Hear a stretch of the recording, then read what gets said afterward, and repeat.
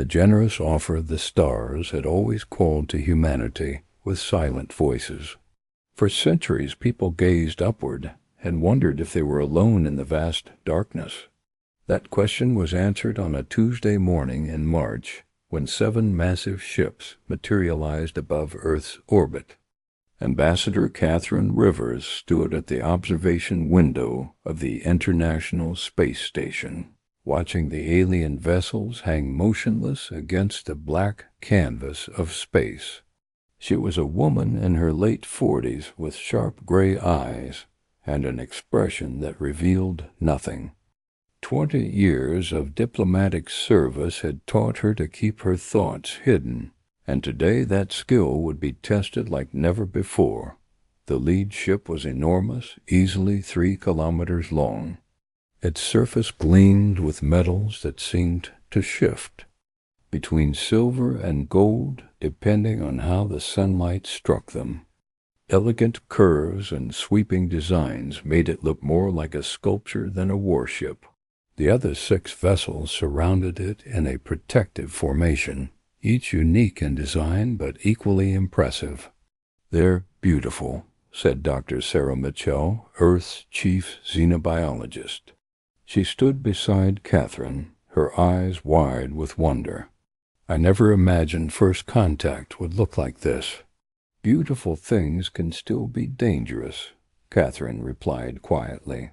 She had read the preliminary reports from Earth's defense network. The alien ships had appeared without warning, bypassing every detection system humanity possessed. That alone told her these visitors were far more advanced than Earth's civilization. General Thomas Wade joined them at the window. He was a tall man with broad shoulders and a face that looked carved from stone. His military uniform was crisp and formal, prepared for this historic meeting. "Our analysis teams have been scanning those ships for 6 hours. We can barely scratch the surface of their technology. Whatever they want, we're not in a position to refuse by force." Catherine turned to face him. "Then we'll have to be clever instead of strong." A communication alert chimed through the station. The aliens were ready to talk. Catherine straightened her suit jacket and walked toward the conference module with steady steps. Behind her came General Wade, Dr. Mitchell, and Intelligence Director Chun Zhao, a quiet man whose sharp mind had prevented more conflicts than most people would ever know. The conference room had been hastily prepared with the best human technology could offer. Translation systems, holographic displays, and atmospheric controls that could adjust to almost any known life support requirement. Catherine took her seat at the head of the table and waited. The holographic display flickered to life, and 7 alien figures appeared before them. They looked humanoid in basic structure: 2 arms, 2 legs, a central torso, and a head, but the similarities ended there. The being at the center of the group stood nearly 3 meters tall, with skin that resembled polished obsidian. His eyes were large and multifaceted like an insect's, but they held clear intelligence. He wore robes that seemed to be woven from light itself, constantly shifting through colors that human eyes could barely process. "Greetings, people of Earth," the alien said. His voice was deep and resonant, translated perfectly by technology Catherine did not understand. "I am Coordinator Vexener of the Zenthari Collective. We come in peace and friendship," Catherine smiled politely. "Welcome to our system, Coordinator. I am Ambassador Catherine Rivers, representing the unified governments of Earth. We are honored by your presence." Vexener's expression was difficult to read, but Catherine thought she detected satisfaction. "Your species has achieved faster than light travel. This is a significant milestone. It brings you to our attention and into the greater community of spacefaring civilizations. We're eager to learn more about this community, Catherine said carefully. The galaxy is vast and filled with wonders, Vexner continued. His multifaceted eyes seemed to study each human individually. But it is also filled with dangers. Hostile species, cosmic phenomena, resource conflicts. Many young civilizations like yours have been destroyed within years of achieving interstellar capability. They venture into space unprepared and meet tragic ends. Dr. Mitchell leaned forward, her scientific curiosity overcoming diplomatic caution. How many other species are there? How many civilizations exist in our region of space? Hundreds, Vexner replied. Perhaps thousands. Most do not survive long enough to be counted. This is why the Xanthari Collective was formed 3,000 years ago. We protect developing civilizations from the many threats they cannot handle alone. General Wade's expression remained neutral, but Catherine noticed his hands fold together on the table. It was a tell she recognized he was going into tactical assessment mode. Protection, Catherine repeated. What form does this protection take? Vexner gestured, and a holographic star map appeared above the table. Dozens of solar systems glowed with soft green light. These are the 63 systems currently under collective protection. Their people live in safety and prosperity. They focus on art, science, and culture while we handle security matters. And what do you ask in return for this protection? Chun Zhao spoke for the first time. His voice was quiet but carried weight. A partnership, Vexner said smoothly. We ask for modest resource contributions to maintain our defense fleets. We request permission to establish monitoring stations in your system to watch for threats. We offer guidance on interstellar matters to help you avoid diplomatic mistakes. In exchange, you receive our protection, access to our technology, and entry into our trading networks. Catherine studied the star map, her mind working through implications. These 63 systems, are any of them military powers themselves? Vexner's expression shifted slightly. They have no need for military power. We provide their security. They can invest their resources in improving life for their citizens rather than building weapons. How convenient, General Wade said dryly.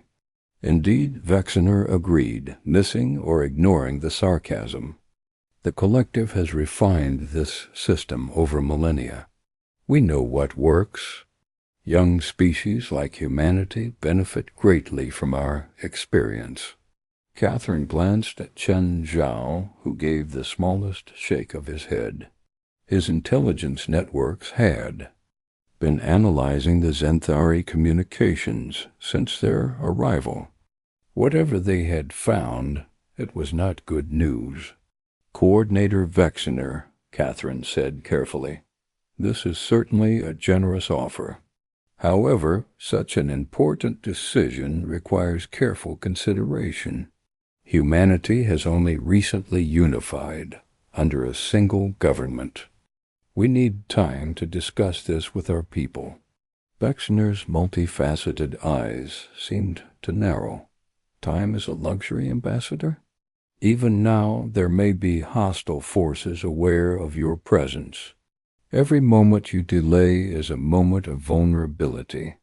Surely, a few days won't make much difference, Catherine replied with her diplomatic smile firmly in place. Very well, Vexner said after a pause. We grant you 48 hours to consider. But understand this, the collective's offer is not extended lightly. Species who refuse our protection find the galaxy to be a harsh and unforgiving place. The holographic display faded, leaving the four humans alone in the conference room. For a long moment, nobody spoke. Asterisk, that was a threat, General Wade said flatly. Not even a subtle one. Agreed, Catherine replied. Chun, what did your people find? The intelligence director pulled up data on his tablet. We've been monitoring their communications since arrival.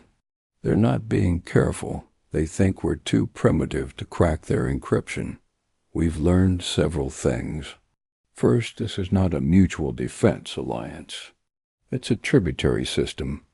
The protected species provide resources, labor, and obedience. In return, the Xanthari promise safety from threats. What threats? Dr. Mitchell asked. That's the interesting part, Chun continued.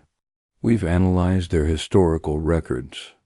Most of the threats they protect against are either natural phenomena or raiders that appear shortly after species refuse collective protection. Catherine felt something cold settle in her stomach. They create the threats themselves. We believe so. Not always directly, but they certainly profit from them. Species get attacked, the Xanthari offer protection, the species accepts. It's a pattern repeated dozens of times.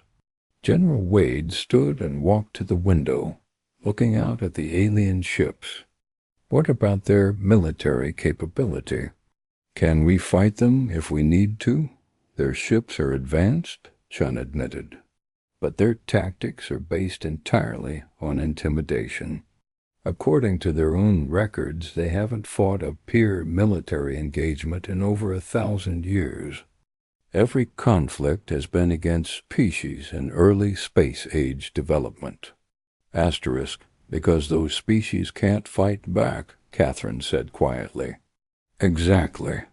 The Xanthari show up with overwhelming force, make their offer, and the target species surrenders without a shot fired. It's efficient from their perspective. Dr. Mitchell looked troubled. But we can't fight ships that advanced. Can we? General Wade turned back to face the group, and for the first time since the meeting began, he smiled. It was not a pleasant smile. Dr. Mitchell, do you know what humanity's greatest talent has always been? Science? Exploration? Survival, Wade said. We're very, very good at surviving. And we learned a long time ago that the best way to survive is to be prepared for the worst while hoping for the best. Catherine understood immediately. Project Sentinel. Among others, Wade confirmed. We've been preparing for hostile first contact since we first left Earth's atmosphere. Every colony, every research station, every mining operation has a secondary purpose. We've built defenses that these Xanthari never imagined because they've never needed to imagine them. They scanned our system, Chun added. Our satellites intercepted their sensor sweeps. They're looking for military installations, weapon platforms, defense networks. They found almost nothing because they don't recognize our weapons when they see them. Catherine walked to the window and looked at the alien ships hanging in space. They were beautiful and terrifying and completely confident. The Xanthari had done this dozens of times before. They expected Earth to follow the same pattern: initial resistance, growing fear, eventual capitulation. They had no idea who they were dealing with. Humanity didn't reach the stars because we were the strongest species on our planet, Catherine said quietly. We reached them because we were the cleverest, the most adaptable, and the most determined. We survived ice ages and plagues and wars that nearly destroyed us. We rebuilt from ashes more times than I can count. She turned to face her team. The Xanthari think we're children playing with fire. They think we need their protection.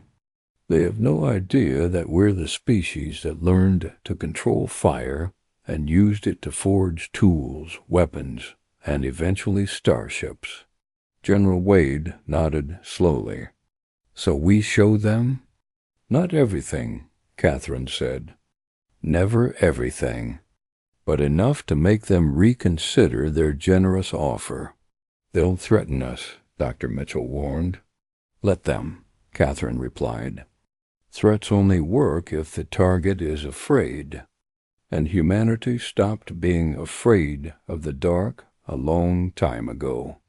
We learned to become the thing that lives in the darkness instead. Chen Zhao looked up from his tablet. The Xanthari are expecting our answer in 48 hours. How do we want to play this? Catherine smiled, and it was the same expression General Wade had worn earlier. Polite, professional, and absolutely dangerous. We accept their timeline, and then we give them a history lesson they'll never forget. Outside the station, the Xanthari ships continued their silent vigil. They had done this dozens of times across dozens of worlds. They knew how this would end. Species always accepted protection. The alternative was simply too frightening, but the Xanthari had never met humanity before. They had never encountered a species that looked at the abyss and decided to dive in headfirst just to see what was at the bottom. They had never faced beings who had spent 10,000 years perfecting the art of warfare against themselves and emerged stronger for it. The 48-hour countdown had begun. The Xanthari thought they were giving Earth time to see reason. What they were actually doing was giving humanity time to prepare a demonstration, and when that demonstration came, the galaxy would learn something important, something that every human child learned from history books. Never underestimate the species that survived itself. Asterisk the revelation, the 48 hours passed in a blur of activity. Across Earth and throughout the solar system, humanity moved with coordinated precision.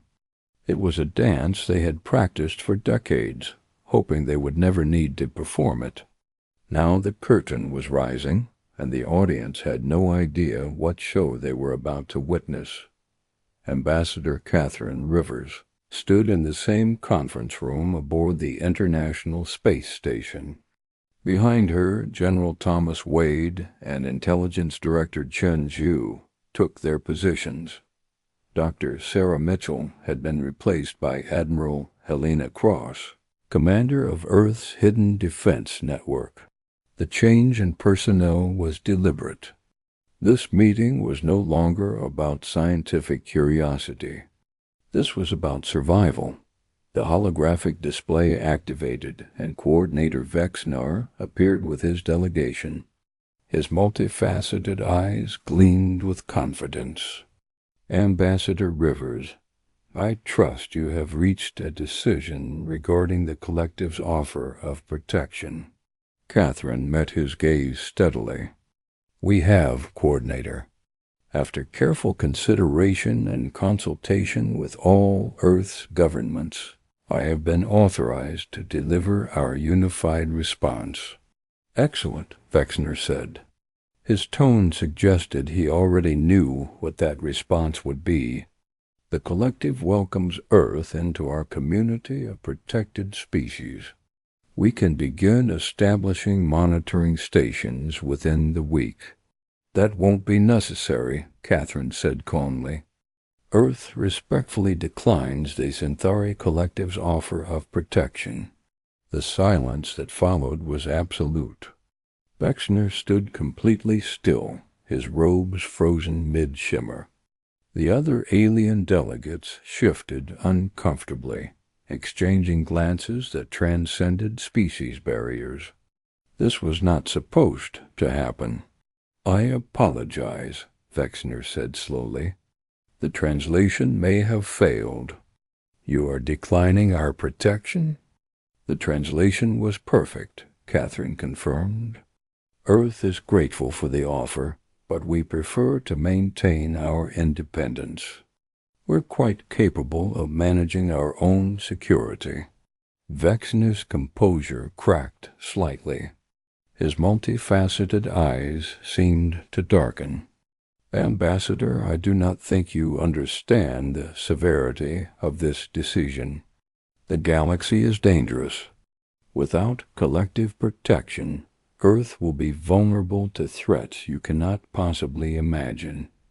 What threats specifically? General Wade asked, his voice carrying military precision. Hostile species, resource raiders, territorial expansionists, Vexner listed. The galaxy is filled with predators looking for easy prey. Young civilizations like yours are particularly vulnerable. Chun Zhao spoke up, his quiet voice cutting through the tension. Interesting that you mention raiders. According to our analysis of interstellar incident reports over the past 500 years, raider attacks increased by 300% in systems that decline collective protection. Quite the statistical anomaly. Vexner's expression shifted to something harder. You have been spying on collective communications. We prefer the term intelligence gathering, Chen replied. And yes, we've been inside your network since approximately 4 hours after your arrival. Your encryption is sophisticated, but not as sophisticated as you believe. One of the other alien delegates, a being with crystalline features, leaned forward. This is a violation of diplomatic protocols. Asterisk, is it? Admiral Cross spoke for the first time.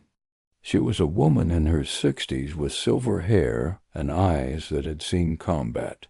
Forgive me, but we never agreed to any protocols. You arrived unannounced, scanned our system without permission, and made demands dressed up as offers. From our perspective, you're the ones violating diplomatic norms. Vexner drew himself up to his full 3-meter height. You are making a grave mistake, Ambassador Rivers. The collective does not make its offer lightly. Species who refuse our protection face consequences.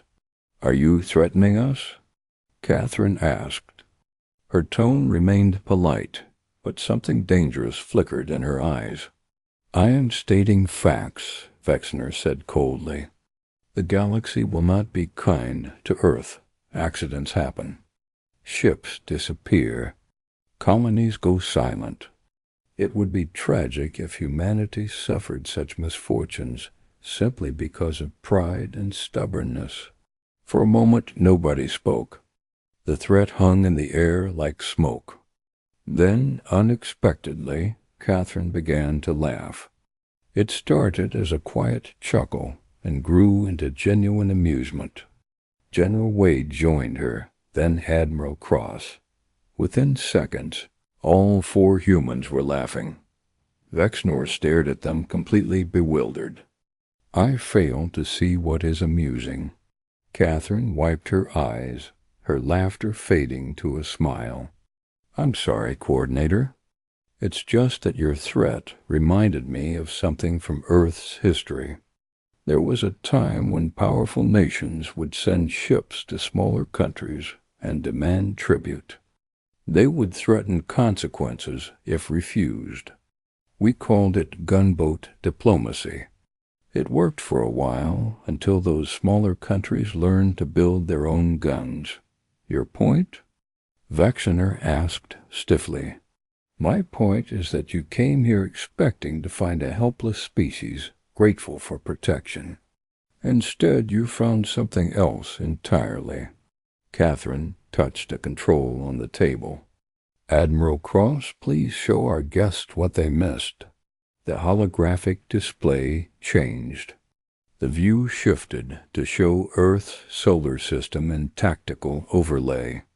Red dots began appearing throughout the display. First dozens, then hundreds, then thousands. They clustered around Earth like a defensive swarm. They orbited Mars and Luna. They hid in the asteroid belt. They circled Jupiter's moons and Saturn's rings. Every red dot represented a weapons platform, a hidden base, or a combat-ready vessel. Vexner's confident expression crumbled. "What is this?" "This is Earth's actual defensive network," Catherine explained. "Every red dot represents a military installation or weapons platform. We built them over the past 70 years, ever since we achieved reliable space flight. We disguised them as civilian structures because we learned something important from our history. The best weapon is the one your enemy doesn't know you have. Asterisk." Admiral Cross stood and walked toward the holographic display.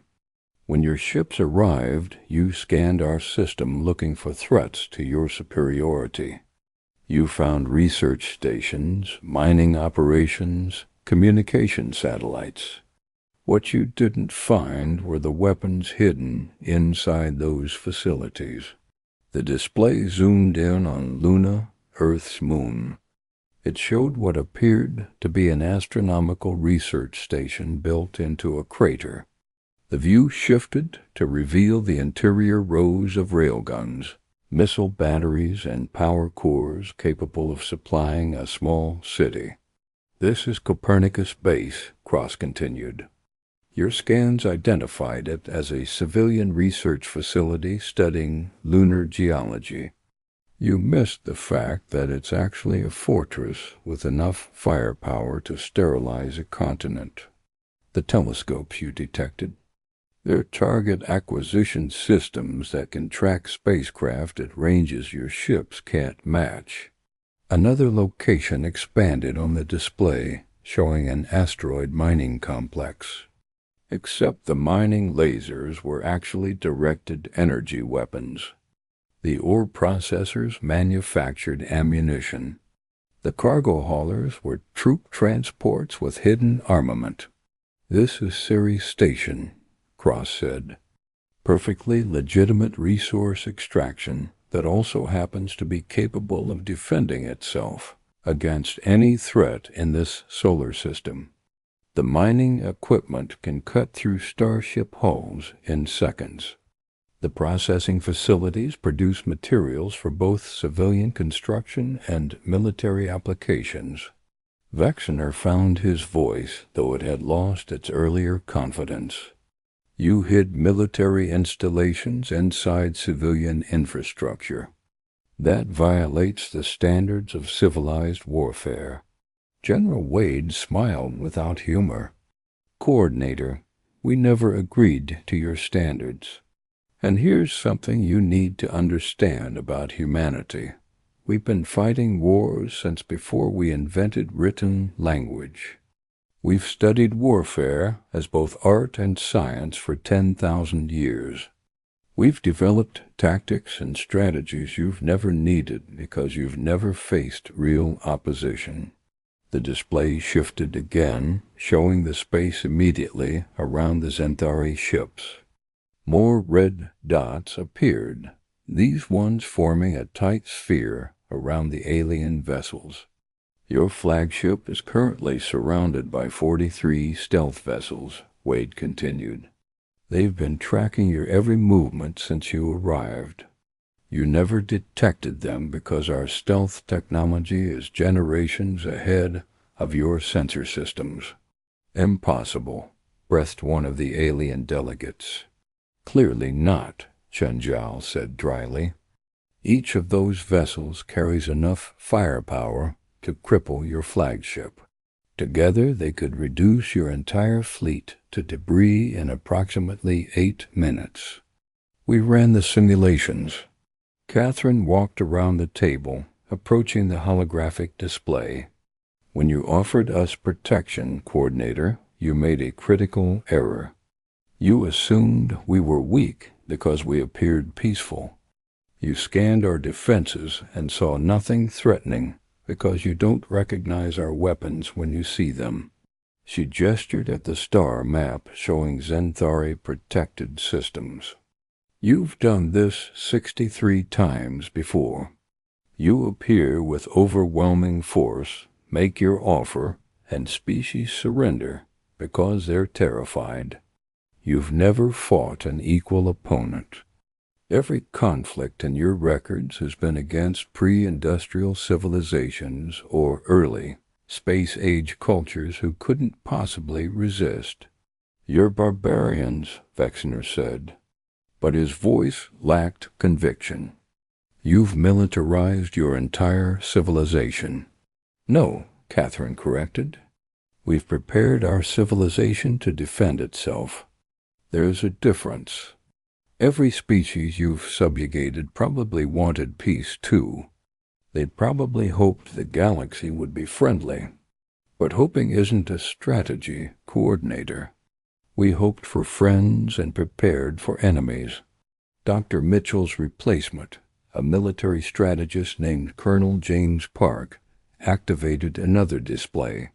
It showed a detailed schematic of Vexnar's flagship.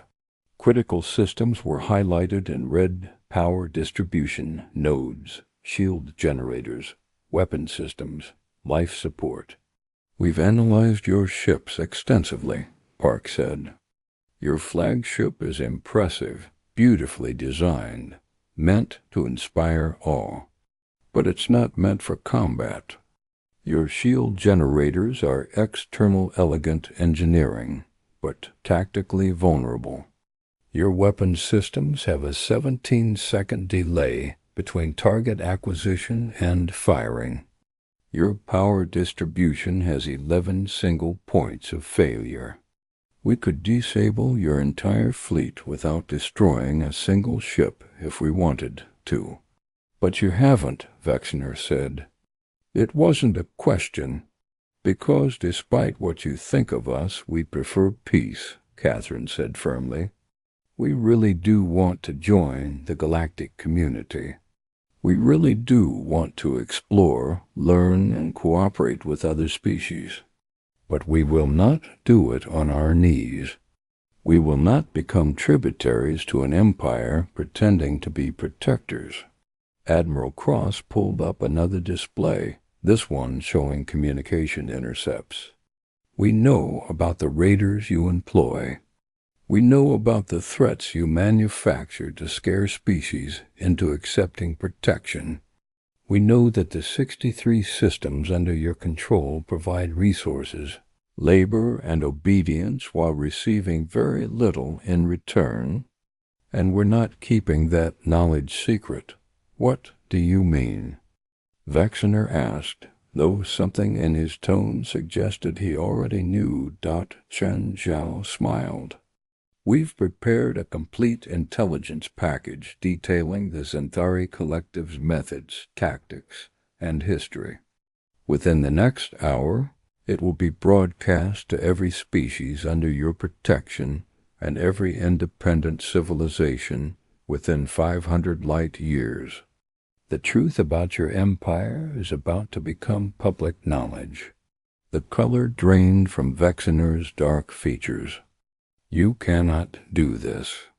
The chaos it would cause is your problem, not ours, Catherine interrupted. You came to Earth expecting easy prey. Instead, you found predators. Now you have a choice, coordinator. You can leave our system peacefully and never return. You can inform the Xanthari Collective that Earth is not interested in protection, tribute, or subjugation. Or she paused, letting the word hang in the air. Or, Vexner asked quietly. Or we can resolve this matter right now, Catherine said. Her voice remained calm, but steel ran underneath. You can test whether our defenses are as capable as we claim. You can discover whether human military doctrine developed through 10,000 years of warfare is superior to Xanthari intimidation tactics. You can find out what happens when a predator corners something more dangerous than itself. The conference room fell silent. Every human watched the aliens, waiting to see how they would respond. The tension was thick enough to cut. Vexner looked at Catherine, at the tactical displays showing Earth's hidden arsenal, at the schematics revealing his ship's vulnerabilities. He looked at the humans' faces and saw something that terrified him more than weapons or threats. He saw certainty. These beings were not bluffing. They were ready to fight, and they believed they could win. "This is not over," Vexner said finally. His voice was barely controlled. "The Xanthari Collective will hear of this insult. There will be consequences. Please do tell them," Catherine said pleasantly. "And when you do, make sure you include one important detail." "What detail?" Catherine's smile faded, replaced by an expression of absolute seriousness. "Tell them that humanity survived 10,000 years of war against itself. We fought with sticks and stones, then swords and shields, then guns and bombs, then weapons that could crack planets. We nearly destroyed ourselves a dozen times, but we always survived. We always adapted. We always became stronger." She stepped closer to the holographic display, her image now matching Vexner's height. "Tell them that we choose peace because we understand war better than any species you've ever encountered. Tell them that we hide our weapons, not because we're ashamed of them, but because we remember what happens when we use them. Tell them that Earth said no to your empire, and we meant it." General Wade stood beside her. "And tell them one more thing, Coordinator. If they send raiders to attack our colonies, we will destroy those raiders. If they send fleets to threaten us, we will destroy those fleets. If they push us hard enough, we will do what humans do best. We will survive, and we will make absolutely certain that whoever threatened us regrets it." Vexner stared at them for a long moment.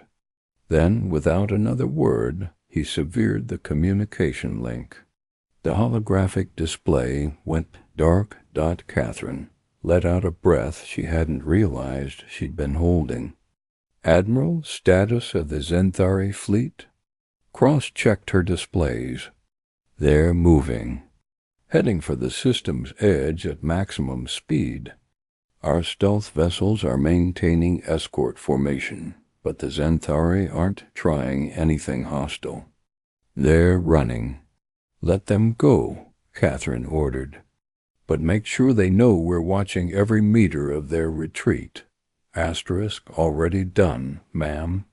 General Wade walked to the observation window and watched the alien ships begin their departure. "Do you think they'll come back?" "Eventually," Catherine said. "The Xanthari Collective isn't going to accept this easily. They'll regroup, reassess, maybe try a different approach. But they won't forget what they learned today." "And what did they learn?" Dr. Mitchell asked. She had entered the conference room quietly during the final exchange. Catherine turned to face her. "They learned that humanity is not prey. We're not victims waiting to be rescued or conquered. We're the species that looked at a hostile universe and decided to make it less hostile through sheer stubborn determination. We're the beings who turned warfare into an art form and then chose to set it aside, but never forgot how to pick it up again." Chun Zhao was already working on his tablet. "The intelligence package is broadcasting now. Every species under Xanthari protection is receiving the truth about their protectors. The reaction is going to be significant." "Good," Catherine said. "Let the galaxy see what the collective really is, and let them see that Earth stood up to them and survived. Maybe it will give others courage to do the same. Outside the station, the Zenthari ships continued their retreat. They moved faster than their arrival, their elegant design somehow looking less impressive in flight. Behind them, invisible to their sensors, human vessels followed like wolves tracking wounded prey. On Earth below, billions of people watched the alien departure. News broadcasts showed the vessels growing smaller against the stars. Some people celebrated, others worried about retaliation, but all of them felt something new stirring in their hearts. Pride that humanity had faced the unknown and refused to bow. Confidence that their species was stronger than they had realized. In military command centers across the planet and throughout the solar system, defense personnel stood down from highest alert. But they didn't power down their systems. They didn't deactivate their weapons. They remained ready, vigilant, prepared for whatever came next, because that was what humanity did best. They prepared for the worst while hoping for the best. They hid their strength behind peaceful faces. They smiled politely while holding knives behind their backs. They were diplomats and warriors, explorers and survivors, dreamers who had learned to turn their dreams into reality through blood, sweat, and sheer stubborn refusal to give up. Catherine Rivers stood at the observation window long after the others had left. She watched Earth rotate slowly beneath her, blue and green and beautiful. Humanity's cradle, the planet that had nurtured a species from primitive hunters to starfarers, a world that had witnessed countless wars and somehow produced beings who chose peace, but peace through strength, Catherine thought. Peace because we're too dangerous to threaten casually. Peace because anyone who challenges us will learn exactly why we survived. When so many other species on our world went extinct, the Zenthari had come offering protection. They had expected gratitude, compliance, and tribute. Instead, they had encountered something they never anticipated, a species that looked at their empire and laughed, a civilization that hid weapons where others saw only tools, a people who had spent 10,000 years learning how to kill each other and emerge from that bloody education with one critical lesson: never underestimate the species that survived. Itself, the stars shone overhead, vast and infinite. Somewhere out there, the Zenthari were reporting back to their superiors. Somewhere, other alien civilizations were receiving Earth's broadcast and learning the truth about their protectors. Somewhere, the balance of galactic power was shifting in ways no one could predict. But Catherine Rivers smiled as she watched her homeworld turn beneath her, because whatever happened next, humanity would face it the same way they had faced every challenge throughout their history, with courage, cleverness, and the absolute certainty that they would survive. They always had before, and they always would. *#